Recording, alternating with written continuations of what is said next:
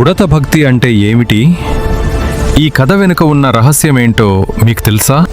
వానర సైన్యం సముద్రంపై సేతువును నిర్మిస్తున్నప్పుడు వానరులందరూ సేతువు కట్టడానికి పెద్ద పెద్ద రాళ్లను మోసుకొస్తున్నారు. అదే సమయంలో ఒక చిన్న ఉడత కూడా రాముడికి సహాయం చేయాలనే ఉద్దేశంతో తన శక్తి మేరకు చిన్న చిన్న ఇసుక రేణువులను మోసుకెళ్తోంది.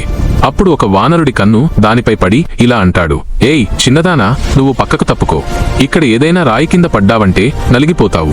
అప్పుడు మరో వానరుడు ఇలా అంటాడు, చూడండి ఇది మట్టిని ఎలా తీసుకెళ్తోందో, దీని గుప్పెడు మట్టితో సేతువు నిర్మించబడుతుందట. శ్రీరామచంద్రుడు ఇదంతా దూరంగా నిలబడి గమనిస్తూ ఉంటారు. అప్పుడు రాముడు అక్కడికి వచ్చి ఆ చిన్న ఉడతను తన చేతుల్లోకి తీసుకుని చిరునవ్వుతో ఇలా అంటారు, మా సంకల్పంలో నీ సహకారానికి ధన్యవాదాలు. అప్పుడు ఒక వానరుడు ఇలా అంటాడు, ప్రభూ, దీని నోటిలోకి వచ్చేది కేవలం పిడికెడు మట్టి మాత్రమే, అయినా మీరు దీనికి ధన్యవాదాలు చెబుతున్నారు. ఈ చిన్న ఉడత మనకు ఎలా సహాయం చేయగలదు?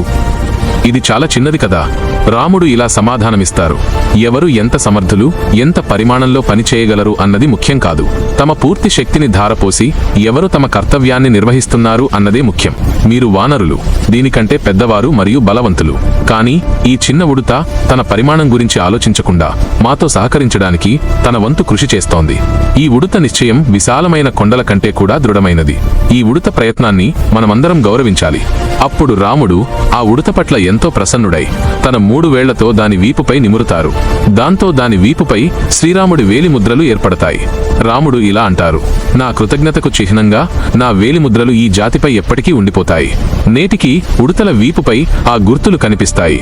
అందుకే మిత్రులారా, రాముడి నిజమైన భక్తులు ఛానల్ని సబ్స్క్రైబ్ చేసుకుని జై శ్రీరామ్ అని కామెంట్ చేయండి. ప్రతి హిందువు తమరింట్లో రామాయణం, భగవద్గీత చదవండి, తమ పిల్లలతో చదివించండి.